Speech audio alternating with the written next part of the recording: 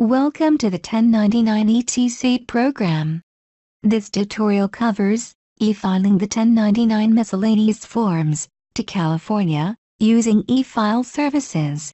Only the 1099 miscellaneous form can be e-filed to the state using e-file services.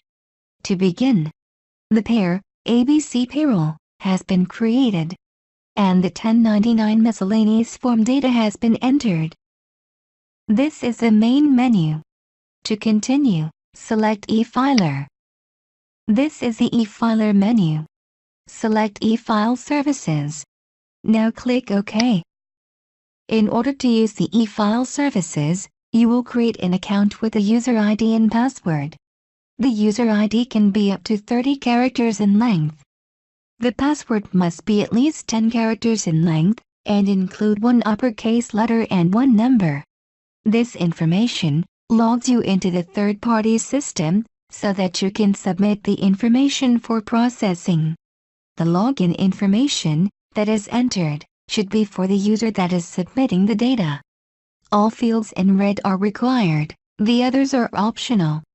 You can also elect to remember password, so that you will not be prompted to enter it during the e-filing process. The transmitter is the person that is submitting the file, not the company that is being submitted. Fill out all of the required fields and click Submit. In a few moments, you will receive a message that the account was created and/or updated successfully. If you receive an error, correct it and resubmit again. Click OK to continue. Once the account is set up, we are ready to e-file. Select Create New Batch. Here are the e-filing options. You can only file the 1099 miscellaneous form. Select 1099 as a form. Then select miscellaneous as the form type. Next, select the services for this batch. Select e-file to state, and then California. Click OK. This is the transmitter screen. Filling it out is optional, except for the transmittal type. Select original file sent to the IRS and click OK. Next, check the pairs that are to be included in the e-file. Multiple pairs can be selected. For the tutorial, select ABC payroll. Click OK.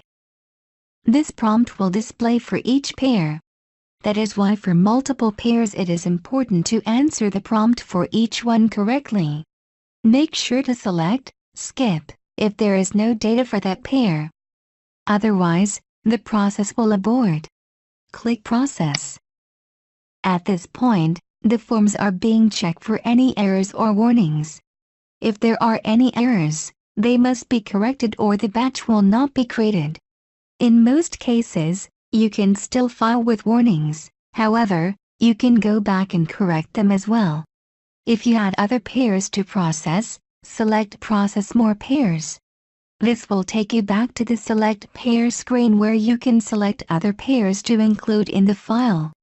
Be very careful when selecting pairs. If you accidentally select one that is already in the batch, the data will be duplicated. For the tutorial, select All Pairs Processed. Click OK. If there are warnings or errors, please view or print the activity output. The report will list the warnings, errors and the record numbers where the errors occurred. That information is used to correct the records in the W-2 or 1099 forms filer. At this point, the 1099s have been processed and will be submitted to the third-party vendor. First, the forms will be checked for errors. Click Quit to continue. The data is ready to submit to the third-party vendor. The amount of time that it takes will depend on the number of forms and your internet connection. Click Start. If any errors are found, you will get this message. The e-filing process is aborted when errors are found. You will need to correct any errors found at this point. To view the errors, click OK. This is the error screen. The errors will be listed at the bottom. In this example, the pair address is missing the city.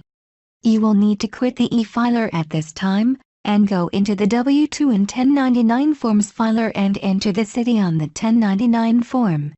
Then restart the e-filing process again. Close the error screen. When there are no errors, the forms will be assigned a batch ID, in this case, 1409759. Its status is unpaid. At this point, the third-party vendor has the forms, but until the batch is paid for, it is not sent to the IRS. To pay for the batch, check the box beside the batch number. Click Pay Selected Batches.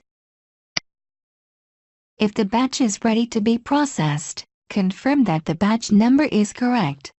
Once Yes is clicked, the batch cannot be cancelled. Click Yes to continue. If the payment information has not been set up, the credit card information will need to be set up on a secure website. Click Add Card. You will be directed to a secure website to set up the credit card information. Enter the information and click Submit. Once the credit card information has been added, click OK. Select the credit card. If you have a prepaid account, select Prepaid Account and enter the account number. Click OK. At this point, the third-party vendor has received and accepted the payment information. Click OK. Once the payment is accepted, the status for the batch will become paid and the itemized status will now include invoice paid. The paid status indicates that the third-party vendor is processing the batch to submit to the IRS. There are several steps during the batch processing. The number of steps depends on the e-file service selected. Batch processing could be completed in a day, or may take several weeks to complete. In order to update the status of the batch, click on the batch ID. For e-filing or the IRS, after invoice paid, the next status is filing queued, and then filing complete.